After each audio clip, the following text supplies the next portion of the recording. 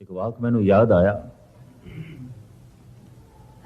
औरंगजेब के एहलकारां ने धन गुरु गोबिंद सिंह जी महाराज नूं ऐसा आख्या जो गुरु गोबिंद सिंह जी महाराज नाल हमदर्दी भी रखते सन और गुरु गोबिंद सिंह जी तो प्रभावित भी सन। महाराज जे तुसी आखो थोड़ी सुलह करा दईए। विचकार एक गल आ गई, मैं थोड़े सामने रख रहा। पातशाह कहने लगे सुलह की कोई कीमत, क्योंकि सुलह उदों आउंदी है जब दोवें पासे तो कोई कीमत ना चुकाई जाए। एहलकार कहने लगे महाराज कुछ शर्त ते है सुलह दी, कि तुसी हार मन लो आपां सुलह करा देने। साहिब कहने लगे ये नहीं हो सकता। ते पता है एहलकार की कहते हैं, हार तो थोड़ी हो गई है, किले थोड़े ढह ढेरी हो गए ने, पिता थोड़ा शहीद हो गया, चारें बच्चे थोड़े मारे जा चुके ने, परिवार थोड़ा बिछड़ गया, सिंह सारे ही मारे जा चुके ने, और थोड़े कोल गुजर बसर लई धन भी नहीं है, थोड़ी जेब भी खाली, थोड़े कोल तो घोड़ा भी नहीं रहा, थोड़े कोल तो कुछ भी नहीं रहा। ये सारियां निशानियां हार दियां ने। तुसी एक संत हो, तुसी वली अल्लाह हो, तुसी पीर हो, ते संत दा ते कम है सच्चाई कबूल कर लवे, ते सच्चाई ये है थोड़ी हार हो गई है, थोड़े कोल कुछ भी नहीं रहा। साहिब कहंदे ने ये बिल्कुल ना आखो कि मेरे कोल कुछ भी नहीं, मेरे कोल कुछ है। की है? इस श्री मुखवाक पातशाही 10वीं जफरनामा। साहिब कहंदे ने ना साजो ना बाजो ना फौजो ना फर्श। मेरे को फौज नहीं है, मनदा। मेरे को शस्त्र भी नहीं, कबूल करदा। मेरे को धन संपदा भी नहीं, मैं कबूल करदा। और मेरे किले भी ढहढेरी हो गए, ये भी मैं मनदा। मेरा परिवार भी बिछड़ गया ते शहीद हो गया, मनदा। एक कबूल करदा। लेकिन एक कबूल करने को बिल्कुल मैं तैयार नहीं कि मेरे को कुछ नहीं, मेरे को फिर भी कुछ है। की है? ना साजो ना बाजो ना फौजो ना फर्श, खुदावंद बख्शन दई ऐशो अर्श। खुदा दी याद मेरे कोल है, परमात्मा दी याद मेरे कोल है। ते जितने चिर तक वो मेरे दिल दे च बैठा है, मेरी दिल दी सेजा ते बैठा है, मैं हार मन लवे ते खुदा दी हार होएगी। और वो भी एक जालम दे गो हार मन लवे ते जालम दी जित हो जाएगी। मैं ऐसा नहीं कर सकता। एहलकारा ने जड़ी गल कही है, मुख्तसर मैं अर्ज करा, इतिहास दे पन्ने ये सारे लमका के ना बयान करा। महाराज तुसी संत हो, वली अल्लाह हो, सच्चाई कबूल करने दे संकोच ना करो, कबूल कर लो, असी सुलह करा देने। तुसी प्रमाण कर लो, हार थोड़ी हो गई है, तबाही थोड़ी हो गई है, बर्बादी थोड़ी हो गई है। कोई किला थोड़ा रहन नहीं दिता गया, सब ढा दिते गए। तमाम चोटी दे सिंह थोड़े मार दिते गए।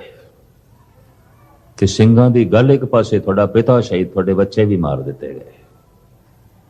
धन संपदा थोड़ी सारी लुटी जा चुकी है। थोड़े कोल अपने गुजारे लिए कुछ 4 कौड़ियां भी नहीं रही। हालात ते थोड़ी ये है। तो बेहतर है आप हार तस्लीम कर लो।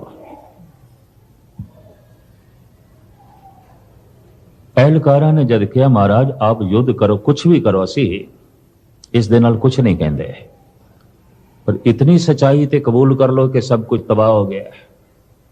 जब हो गया तो फिर तुसी संत हो ते इतनी वड्डी सच्चाई नू कबूल करन तो इनकार। साहिब कबूल देने बड़ा निराला ढंग। संग बदगो गर अगर कासा है जरी शिकंद। मैं उस दिन भी अर्ज की सी, गुरु गोबिंद सिंह जी महाराज की जितनी रचना है बिखम है, संस्कृत अरबी फारसी का संगम है, मिश्रण है। और ये तीन ही भाषावां बिखड़ियां ने, संस्कृत, अरबी और पर्शियन। औरंगजेब अरबी फारसी समझदा सी, इस वास्ते जफरनामा सारा पर्शियन दे च है। संगे बदगो गर अगर कासाए जरी शिकंद। अगर बद कलाम बंदा, दुष्ट बंदा पत्थर चुक के सोने दे कासे नूं तोड़न दी कोशिश करे, महाराज कहंदे मैं मनदा हां सोने दा प्याला टुट जाएगा, पत्थर नहीं टुटेगा। मैं मनदा, मैं ये तस्लीम करदा। संगे बदगो गर अगर कासाए जरी शिकंद। कीमत संग ने फजायद वजर कम नशूद। लेकिन ए औरंगजेब ते उसदे एहलकारो एक गल सुन लो, ये ते मैं तस्लीम करदा कि भारी भरकम पत्थर चुक के सोने दे प्याले नूं तोड़न दी कोशिश की गई तो प्याला टूट जाएगा। मैं मनदा, पत्थर नहीं टूटेगा। पर टूट के भी सोने की कीमत कोई घटनी नहीं और न टूट के भी पत्थर की कीमत कोई वधनी नहीं। टूट के भी मेरे बच्चे शहीद कहलाएंगे, न टूट के भी तू जालिम कहलाएगा। टूट के भी मेरे पिता नूं शहीद कहेंगे, न टूट के भी तू जालिम बनिया रहेगा। तेरी कीमत कोई वधनी नहीं, साड़ी कीमत कोई घटनी नहीं। उदाहरण बड़ा गजब का दिता है मेरे पातशाह ने, प्रमाण बड़ा गजब का दिता है कि जब एहलकार कहने लगे फकीर हो तुसी, फकीरां दा एक कम शोभा नहीं देंदा शस्त्र चुकने। अवल ते भारत के तमाम अवतारी पुरुष शस्त्रधारी ने। धनुषबाण है राम कोल, सुदर्शन चक्कर है श्री कृष्ण कोल, त्रिशूल शिवजी दे कोल है, गधा विष्णु दे कोल है, गधा हनुमान दे कोल है, परशुराम दे कोल कुल्हाड़ा है। ये सारे अवतारी पुरुष अपने हाथ दे कोई ना कोई शस्त्र ले बैठे ने और पूजा है उन्होंने दी। और उन्होंने अपने राजपाठ की खातर शस्त्र चुके सन। धन गुरु गोबिंद सिंह जी महाराज ने देश की रखिया, मजलूम की रक्षा ते धर्म की रक्षा लई जब शस्त्र चुक ले, तो मैं देखना अज दे भी कुंद दिमाग के बंदियां नूं इतराज है और उस वक्त औरंगजेब नूं भी इतराज सी। तुसी फकीर वली अल्लाह, ये क्यों चुके? तो साहिब कहंदे ने बलाचार की दरमिया आमदम। मैं लाचार हो गया, तू मैनू लाचार कर देता। बलाचार की दरमिया आमदम पदद बीरो तीरो तो फंग आमदम। तू इतना मैनू लाचार कर देता, तू इंसाफ नू मनन नू इनकारी हो गया। सच दा तेरे उत्ते जद कोई असर ना होया, विचार जद तेरे तक पहुंचती नहीं सी, मजबूरन मैनू तलवार चुकनी पई। चुंकारस हमा हील ते दरगुजस्त हलालस्त बुरदम ब शमशीर दस्त। पर मैं अर्ज करा इतनी वड्डी क्रांति बहुत वड्डी शांति चो लंघी है। धन गुरु अर्जन देव जी महाराज की शांति। मीर खालू ने उस वक्त दा धार्मिक समाज आले दुआले शरीक, चंदू, जहांगीर, सारा माहौल तपे होया है। और जहांगीर औखा है कि वह फकीर जिसकी सारी पंजाब दे प्रतिष्ठा है, असी चाहते सी ये तबलीग का काम करे, इन्हें अपना मस्तक गुरु अर्जन देव जी के कदमां ते रखे। ये सुखमनी साहब का पाठ करन लग पाया, कुरान की तलावत छोड़ के। और सिख जगत दे और सारी दुनिया के सिरमौर तीरथ की बुनियाद महामीर जो है साई मियां मीर तो धन गुरु अर्जन देव जी ने रखवाई। इस फकीर दे कन्ने जद ये बोल पे कि शांति का मुजस्मा अज तत्ती तवी ते बिठाया जाना है, शाही घराने तक पहुंच सी मियां मीर दी तम जा पहुंचे उस ठिकाने ते। भावें ये ऑर्डर दे के हुक्म दे के जहांगीर लाहौर तो निकल गया सी, ताकि मेरे तक कोई पहुंचे ना सिफारिशी। ए मियां मीर रोया है सतगुरु की हालत देख के। ਪ੍ਰਿੰਸੀਪਲ ਗੰਗਾ ਸਿੰਘ ਨੇ ਆਪਣੇ ਭਾਵ ਸੰਵਾਦ ਗੁਰੂ ਅਰਜਨ ਦੇਵ ਜੀ ਦਾ ਤੇ ਮੀਆਂ ਮੀਰ ਦਾ ਆਪਣੇ ਇੱਕ ਨਜ਼ਮ ਦੇ ਵਿੱਚ ਇੰਜ ਬਿਆਨ ਕੀਤਾ ਹੈ। ਸੁਣ ਕਿਹਾ सतगुरु ने मियाँ छोड़ो प्रीति चाम से, क्या हुआ तन तप गया मन शांत है हरि नाम से। और सतगुरु दे अपने वाक चंदन चंद न सर्द रुत, मूल न मिटई घाम, शीतल थीवे नानका जपंदड़ो हरि नाम। संस्कृति श्लोक गुरु अर्जन देव जी। न शीतलंग चंद्र देवे, न शीतलंग बावन चंदने, न शीतलंग शीत रुतेण नानक शीतलंग साध सवज्जने। चंद्रमा कोई मन नूं शीतलता नहीं देंदा, सर्दी दी रुत कोई मन नूं शांति नहीं देंदी, चंदन दा लेप कोई मन नूं ठंडा नहीं करदा। केवल परमात्मा दा नाम है जो मन नूं शांत कर देंदा है। सर्दी दी रुत इहदे च भी मनुखां दे मन तपे रहिंदे ने, बर्फ पई पैंदी है मन दे बांबड़ पे बलदे ने। ठंडा चंदन है पर अंदर कल्पनावां दी अग है। ठंडियां ये चंद्रमा दियां किरणां ने पर अंदर तृष्णा दे बांबड़ ने। न शीतलंग चंद्र देवे, न शीतलंग बावन चंदने, न शीतलंग शीत रुतेण नानक शीतलंग साध सवज्जने। कोई कितना शीतल हो सकता है। धन गुरु अर्जन देव जी महाराज एक प्रमाण ने, प्रत्यक्ष इतना शीतल, चारों पासे इतनी तपश, फिर भी मजाल है जबान तो कोई कौड़ा बचन निकले। आप तत्ती तवी ते बैठ के भी कहते सेवक की ओढ़क निभही प्रीत, जीवत साहिब सेव्यो अपना चलते राख्यो चित। हे प्रभु शुक्राना, अंतिम समय तक प्रीत निभ गई, मैं गिला नहीं कीता तेरे ते। आ गया मैं भूख सोई कर सूखा, सोग हरख नहीं जाने, जो जो हुक्म भयो साहिब का, सो माथे लय माने। इंज मैं कबूल कर लिया जो भी हुक्म। तो मैं अक्सर अर्ज करता हूं ना, हुक्म की है, वास्तव हुक्म की है। जो होवा हो वत्सो जाने, प्रभ अपने का हुक्म पछाने। परमात्मा दा हुक्म की है जिसनों मनना है। जो हो गया ये हुक्म है। जो होवा हो वत्सो जाने, जो हो गया है उन्हों होनहार करके जाने होना ही सी। ये दिन होया है होना ही सी, हुक्म। रात होई है ये होनी सी, एक हुक्म। जन्म होया है होना ही सी, एक हुक्म। मरण होया है होना ही सी, हुक्म। जवानी आई है ये आवनी सी, एक हुक्म प्रभु दा हुक्म।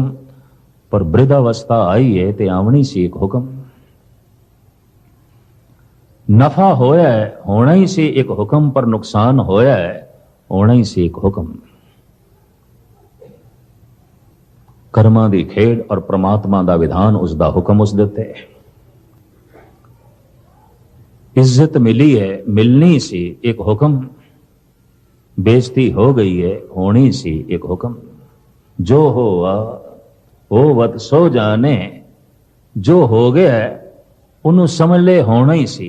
जो होवा हो वत सो जाने, प्रभ अपने का हुक्म पछाने। अपने परमात्मा दा हुक्म पछाने, समझे ते मने। हुक्म की है जो हो गया होना ही सी। दुनिया क्यों रो रही है? जो हो गया नहीं होना चाहिए सी, क्यों होया है? वो तो होना सी। इतनी महर्ज कर दें। जो होआ हो वत्सो जाने, किस तरह जैसे समझोगे कि उसका हुक्म की है, क्योंकि हुक्म रजाई चलना नानक लिखिया नाल। जो हो गया है होना ही सी, यही प्रभु की रजा सी। निक्का जिहा कंडा लग जाए, मनुख कहते पता नहीं रब है कि नहीं। छोटी जिहा घटना घट जाए, मनुख गिलियां नाल भर जाता है। पर कोई तत्ती तवी ते बैठ के भुखा प्यासा भी ये कह सकता है, आ गया मैं भूख सोई कर सूखा, सोग हरख नहीं जाने। जो जो हुक्म भयो साहिब का, सो माथे ले माने। जो भी उसका हुक्म होया, मैं उन्होंने खिड़े मथे मन लिया। ते हुक्म की हो? जो हो गया हुक्म।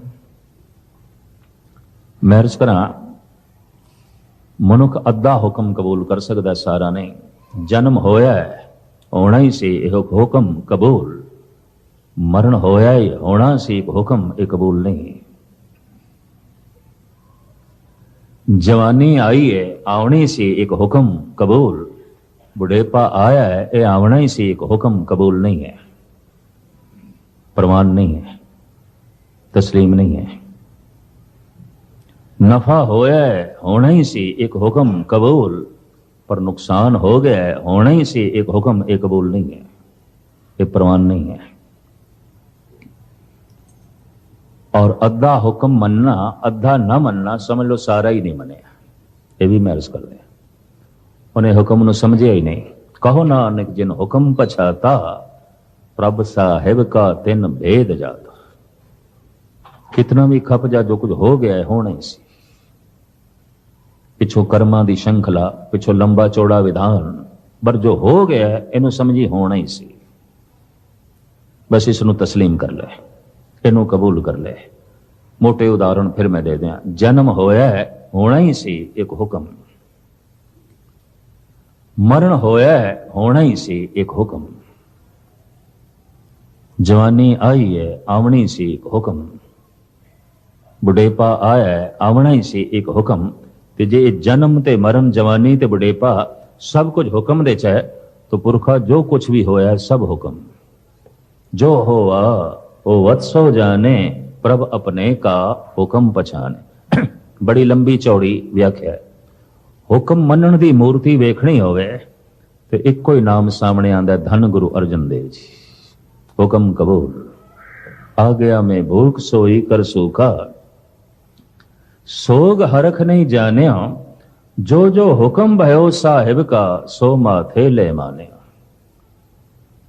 पर इस निर्माणता नु, इस सहनशीलता नु, इस शांति नु कोई बुजदिली ना समझ लवे,